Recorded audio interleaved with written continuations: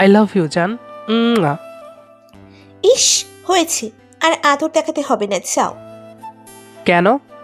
আমার বউকে আদর দেখাবো না তো কাকে দেখাবো? সকালে গোসল করেছি, এখন আর পারবো না। ইস, কেন পারবে না?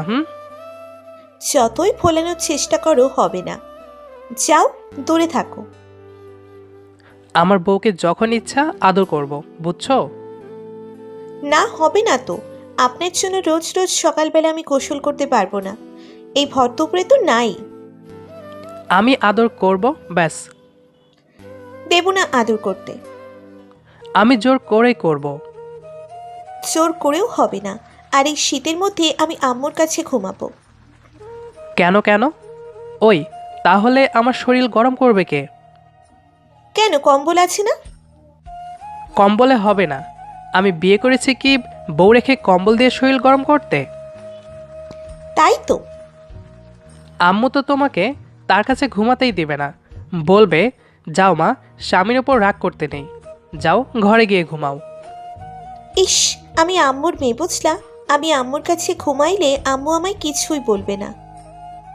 যা বাবা, মা আমার, আর উনি নিজেকে মেয়ে বানিয়ে নিচ্ছে। নিবই তো। আপনি কে, হ্যাঁ? হু আর ইউ? দাঁড়াও, দেখাচ্ছি আমি কে।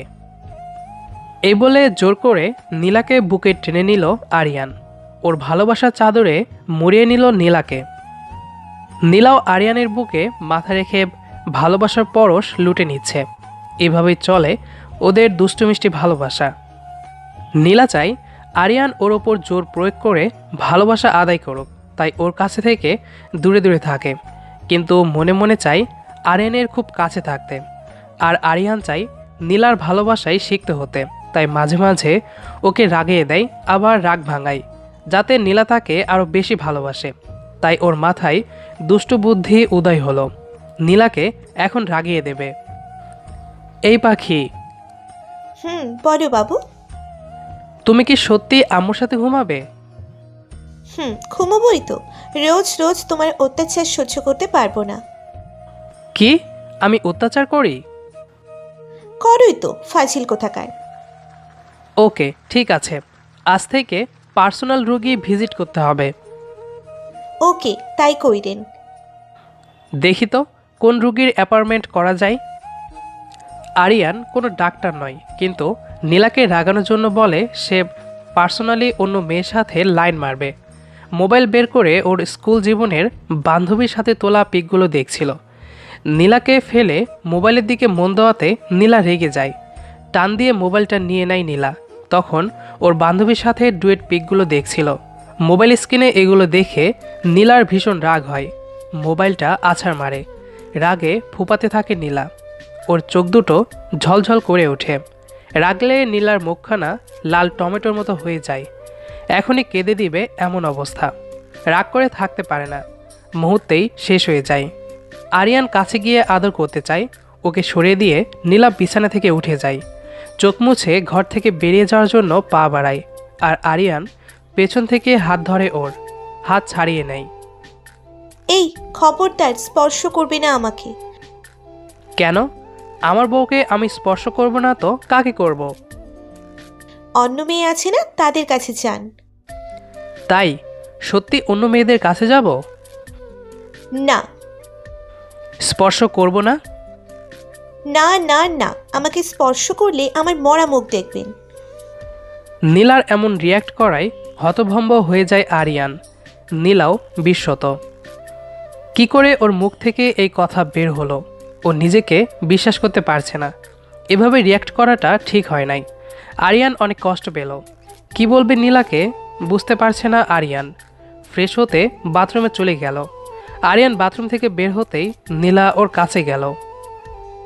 আরিয়ান, এই নাও টাওয়েল। কি হলো, টাওয়েলটা নাও। নিবা না? আরিয়ান নীলার সাথে কোনো কথা বলল না।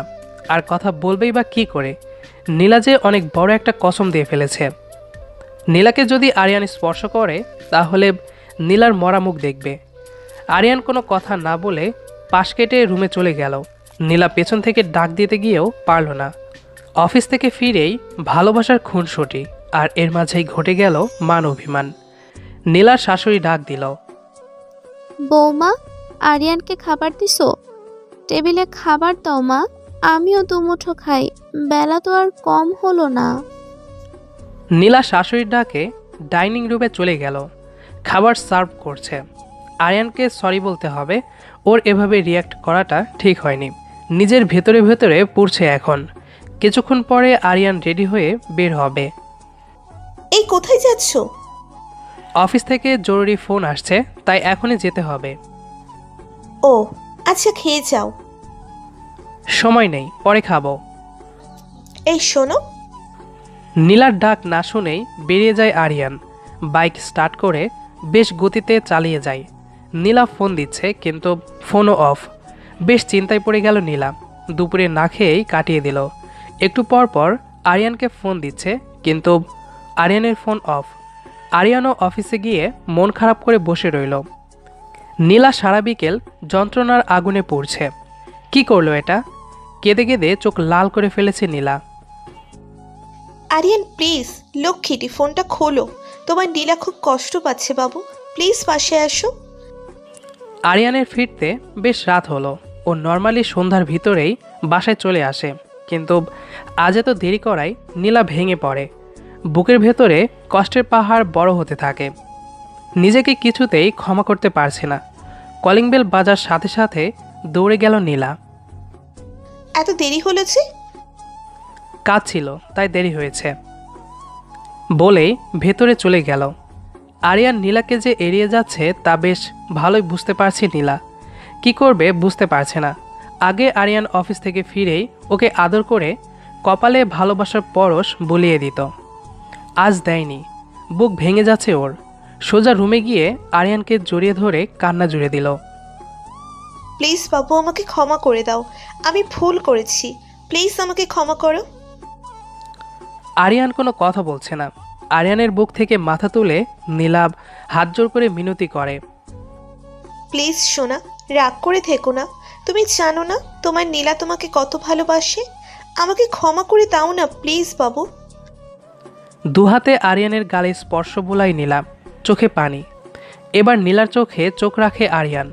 নীরবে নীলাকে জড়িয়ে ধরে। এতক্ষণ আরিয়ানও ভালো ছিল না। নীলাকে কাছে পেয়ে যেন বুকের কষ্ট শেষ হয়ে গেছে। আরিয়ানের বুকে মুখ লুকিয়ে অশ্রু ঝরায় নীলা। ও যেন দেহের মাঝে প্রাণ ফিরে পেয়েছে।